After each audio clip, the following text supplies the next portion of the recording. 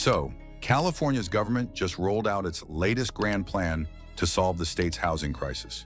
On June 30th, 2025, Governor Gavin Newsom signed a package of bills, including Assembly Bill 130 and Senate Bill 131, that they're calling a historic step forward.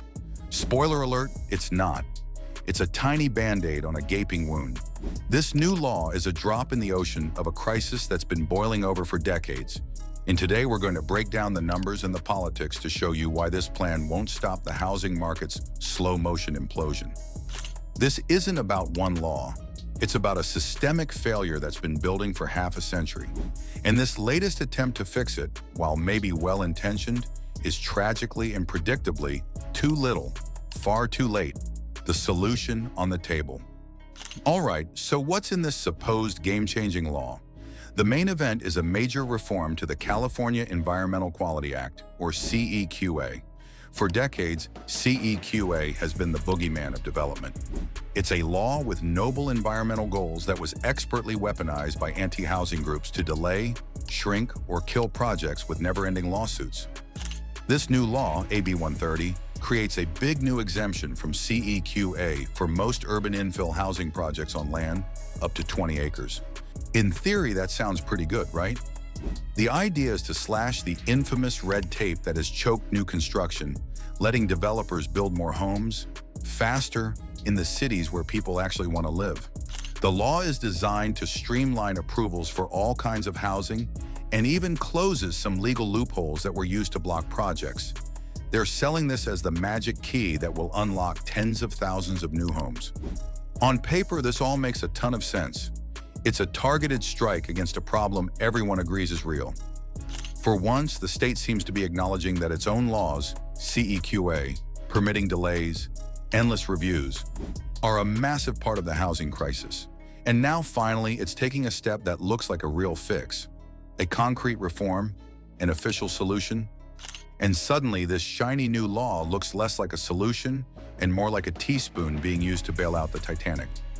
Symbolic? Well-intentioned, but laughably small compared to the scale of the disaster. The unsolvable problem. Why it's too little too late. To really get why this law is almost guaranteed to fail, you have to appreciate the mind-boggling scale of the hole California's in. This isn't a problem, it's a catastrophe. And it's a catastrophe of California's own making. First, let's talk about why it's too little. The numbers don't just tell a story, they scream it. When Governor Newsom first took office, he promised to build 3.5 million new homes by 2025. It was a bold goal that at least recognized how massive the shortage was. So how's that going? Well, the state has fallen disastrously, epically short. California has been averaging about 110,000 new units a year. But experts say the state needs to build over 312,000 units every single year just to keep up and start filling the deficit. We are millions of homes behind. Even the governor's newer, scaled-back goal of planning for 2.5 million homes by 2030 is looking like a pipe dream. The prime weapon in California's housing war? CEQA, the very law now undergoing reform. Originally passed with noble intentions in 1970, the California Environmental Quality Act was meant to protect the environment from reckless development. But over the decades, it morphed into something else entirely. A legal sledgehammer used not to safeguard ecosystems, but to block housing of every shape and size. In practice, CEQA became the go-to tool for anyone trying to kill a project they didn't like. It could be a neighborhood group upset about traffic, a homeowner worried about shadows on their backyard, a labor union using it as leverage for concessions, a rival developer trying to eliminate competition. No matter the motive, CEQA gave them the same weapon, the ability to file a lawsuit and entangle a project in years of costly litigation, often bleeding it dry before a single shovel hit the ground. And it worked. It created a chilling effect across the state. Projects were delayed, downsized, or abandoned. Developers built less or fled entirely. And the end result? A catastrophic housing shortfall that now spans decades. The inevitable collapse, the core critique. So even with this new CEQA reform, let's be honest, The fundamental math of California's housing market is still completely broken.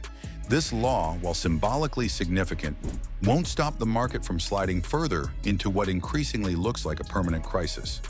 Because the crisis isn't just about process, it's about economics, politics, and financial reality. And this law doesn't change any of those core dynamics.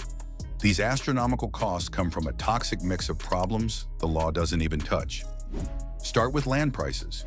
Decades of restrictive zoning, height limits, parking mandates, and density caps have created artificial scarcity, driving land values sky high and killing off affordability at the root. Then there are labor costs, which are among the highest in the country, often compounded by rigid local union rules and project labor agreements that inflate costs even further. And then there are the fees, thousands of dollars in impact fees, infrastructure charges, and so-called developer contributions tacked on by local governments. In some cities, these local fees average $29,000 per unit, and in extreme cases, much higher. Compare that to Texas, where the average is under $1,000. That's not a small gap. That's the difference between a viable project and a pipe dream.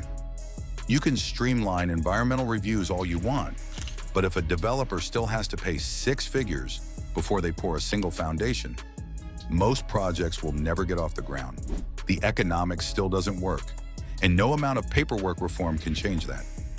Second, the weakest link in California's housing story remains political will, and that hasn't changed either: the real outlook.